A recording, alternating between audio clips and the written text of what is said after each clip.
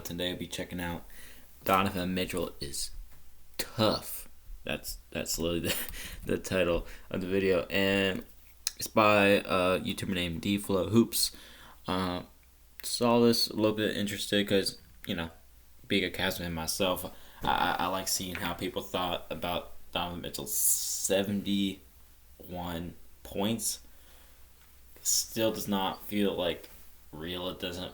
It's like, I don't know. It's hard to imagine Donovan Mitchell being up there with like Kobe, Will, and all the greats. But hey, with what he's been doing with the Cavs, he deserves it. But yeah, let's check this out. Down two with This play was crazy. intentionally missed this second free throw for Cleveland to have a chance at tying it. Just like Doncic did to tie the game the other night, Donovan's able to secure his own free throw miss, but he doesn't get as lucky as Luka in terms of where the ball bounces. To secure it, Mitchell's forced to dive through the... Yeah, like the ball hit off the top of the rim right here. And I don't know if he purposely made it hit off that way, because I seriously believe if it went to the left side where Drummond and... especially where Drummond was, like, it would be very hard to, attack the left and whatever. But this was like 1 in a million, like, chances. It was so crazy watching this live. I seriously got so confused. I didn't know who got the ball. Not to mention his teammate Robin Lopez, who's also going for the board. Doing just that, Mitchell takes advantage of his 6'10" wingspan to first extend out for the ball before leveraging off his right foot and lunging out on a 70-degree angle for the... I don't know how he got a 70-degree angle, but also, like, here, like, you can kind of see that, like, Kevin Love was kind of, like, trying to, like, grab the rebound. So if, like, he accidentally took it from him, that would have been really bad. 70-degree angle for the unbelievable game-tying putback with 3 seconds left. Donovan Mitchell just scored the most points in an NBA game since Kobe Bryant in 2006 against Jalen Rose and That's by so Toronto crazy. Raptors 81.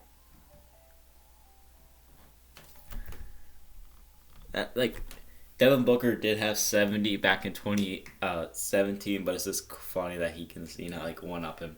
That's, no. It was, like, perfect, this one extra point. But, yeah, it was crazy. Displaying he's one of the most explosively crafty bucket getters planet Earth has to offer.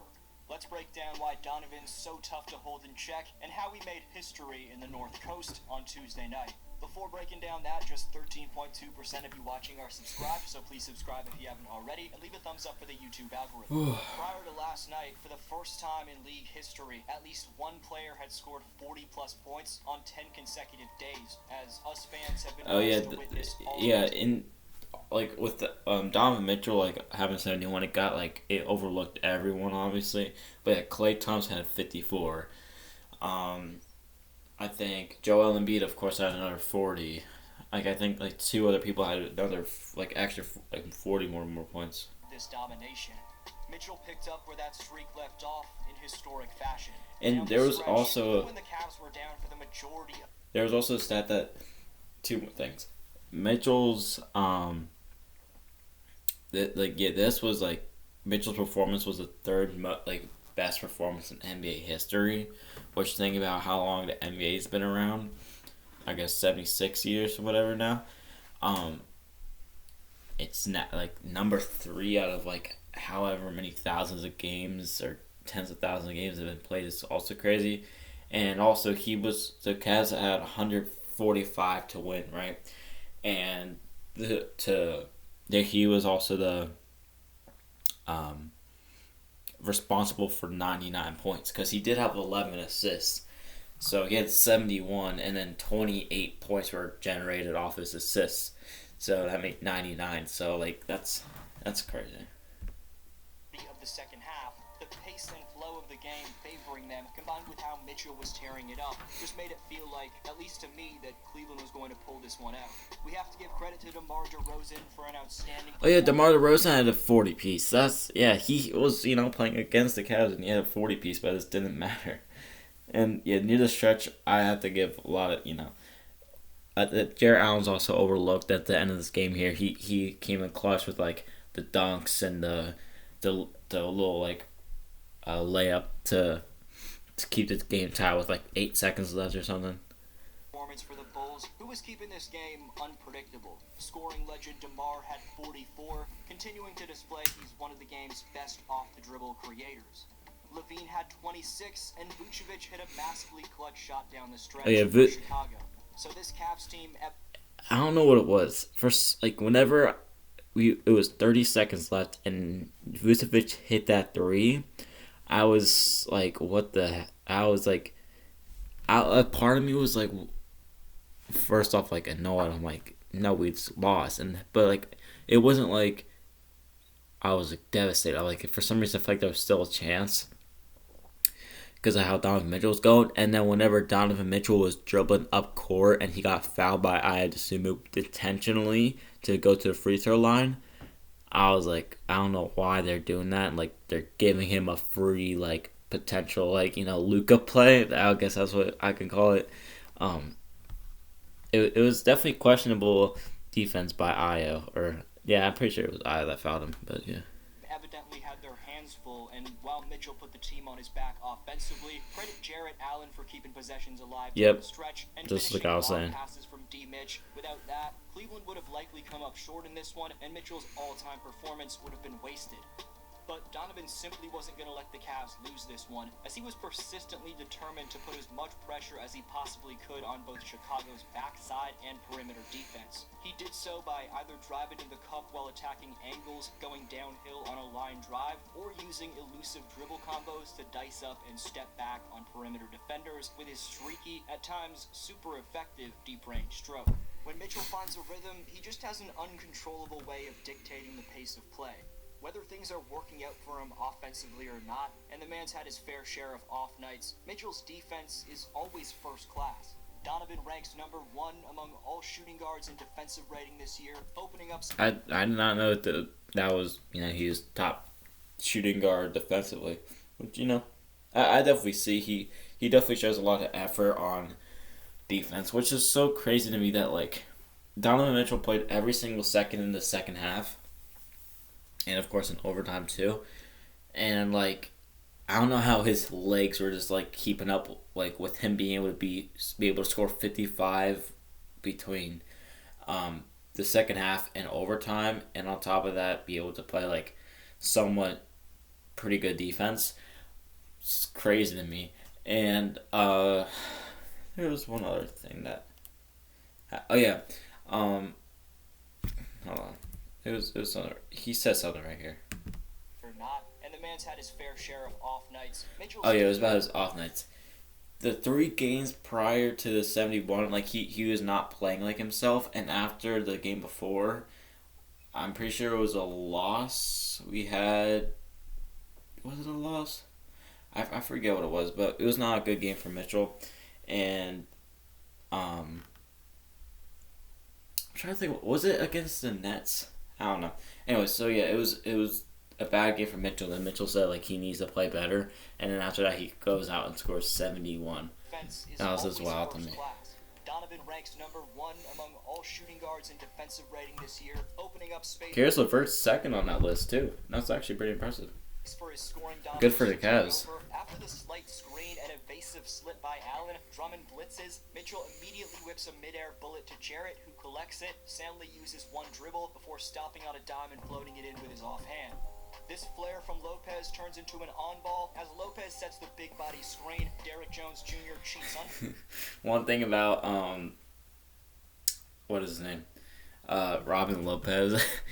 After the game, of course, Mitchell had 71, and Robin Lopez had 1 point, and he said no one's gonna talk about how he said this himself, how me and Mitchell scored 72 together, and it's just like so funny because that's literally just who Rolo is. He's just a character that like he doesn't get much PT, but he could definitely like make jokes, and he's actually like really funny. But I don't know, I saw that and started dying. under it, which gives Mitchell about 5 feet of space to work with as he steps into a pull-up bomb. On three-pointers off the dribble like that, Spida's posting an incredible field goal efficiency of 44.7%. However, after the ball swung to the weak side and Love sets a down screen, watch the 30-foot range on this spot-up shot as Donovan releases it with the perfect amount of force and fluidity to get enough momentum and spin on it for the bucket. Speeding past Williams in the pick and roll and reading the stunt from Vooch and Caruso, Mitchell fakes either a spin move or behind the back pass, I can't really tell, with a stop and go plus Hezzy, fooling the paw before softly floating it over Vooch. So crazy how like dynamic these plays are. In the left corner. This time he's going to relocate to the far left wing and get it back. Then he craftily up fakes, drives left, euros around Vucevic, and watch the reach plus protected extension on this nasty runner. Ending the half in a semi-transition opportunity, this screen from Robin doesn't make too much contact, and really it's the prompt discontinuation and beautiful between the legs space creating step back. His crossover or step back, whatever you want to call it, is so deadly. 4-point play. That's just tough. Watch the track runner starting point like footwork Spida uses to begin this drive as Io's late to rotate over. Mitchell attacks with an evasive angle. He's also so fast too. It's so crazy. Donovan again uses an in-and-out move to gain traction as Levert slips and pops out to the top of the key. That quick twitch signature size up leads into a momentum cross to his offhand, where Mitchell angles past / bodies off Caruso, Euro stepping and embracing the contact of Williams while hanging in the air for the and one. Empty side action. He was hitting so many like so unrealistic shots, like that shot right there, like him falling to the ground and him just like, you know, chucking it up there, like it was crazy. Mitchell shake up Levine by using his body language and first. Oh yeah, he's gonna snatch back, right? Before showing off why he makes 57% of his shots from the mid-range after taking 7+ dribbles.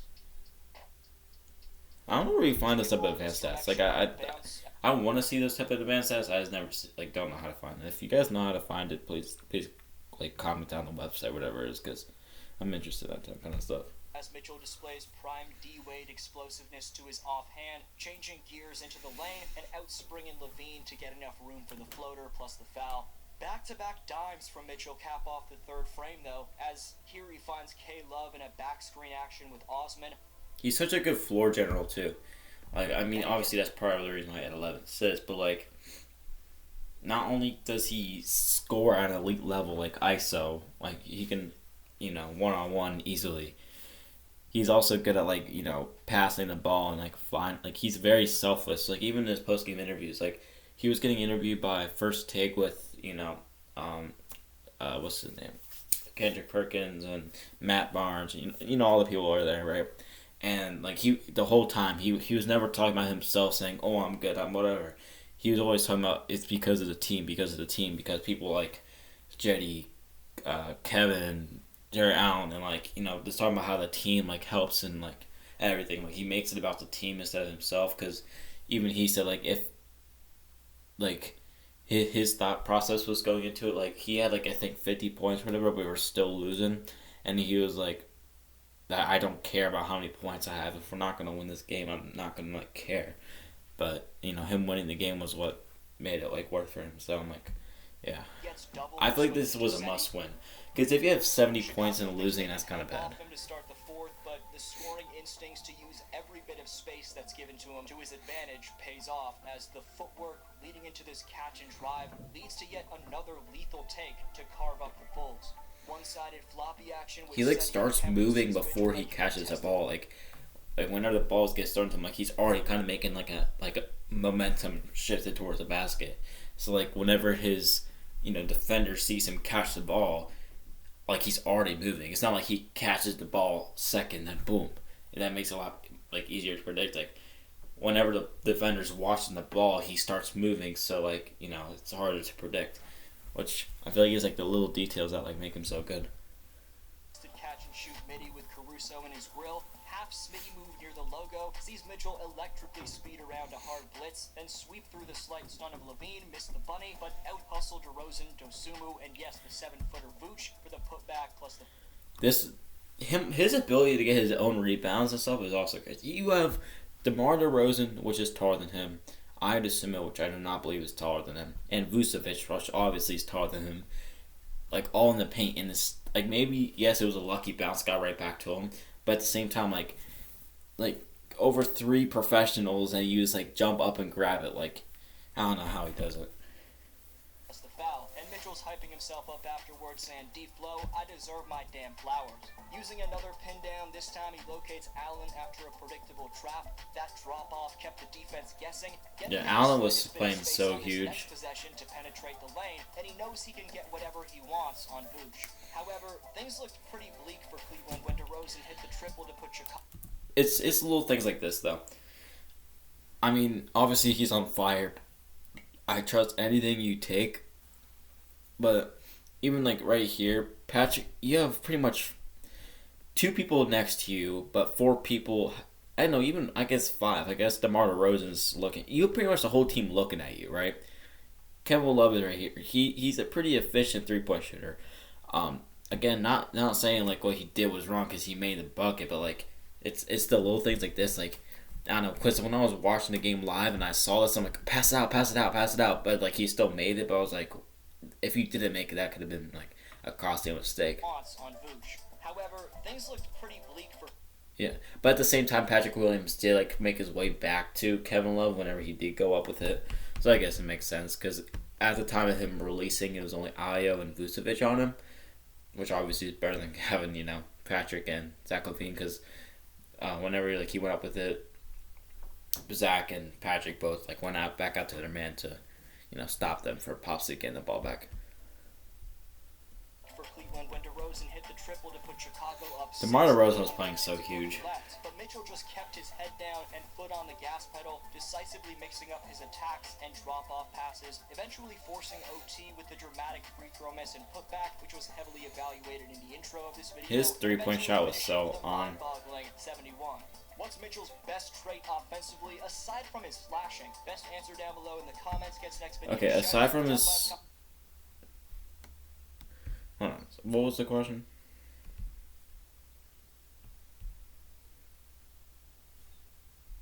Aside from his slashing, what's Mitchell's best offensive quality?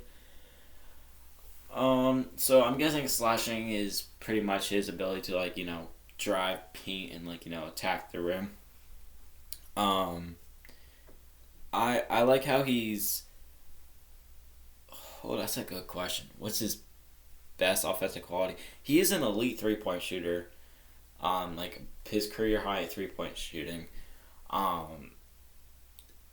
I like his ability to his pull up game. His ability to just pull up and not 9 times out of 10, but a good chance he'll hit the shot. Just by him pulling up, whether it be in the mid range or even that 3, he'll just pop it whenever. And his catch and shoot is also very underrated. I see, him to stand there and without hesitation pass from whoever, and he just hits it. There's very few times I see him miss a catch and shoot opportunity, whether it be contested or not. So yeah, that'll probably be my answer. Down below in the comments. Gets next video shout out. Top 5 commenters by March 21st earn free merchandise of their choosing. Today's shout out goes to Aminu MMA, who says the thing that shocked me the most about Golden State is the fact that they've been so inconsistent. Alright. I'm pretty sure that's the end of the Donovan Mitchell talk, but yeah. Again, shout out to D-Flow Hoops for the video.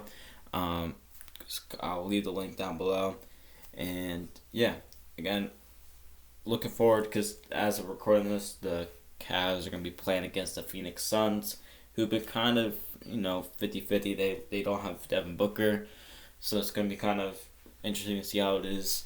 We only played the Suns, I think, once or maybe twice last season, and we lost, I think, both games. So it'll be nice to get a win here because we do play them in a couple games in the next Sunday as well. No, this Sunday.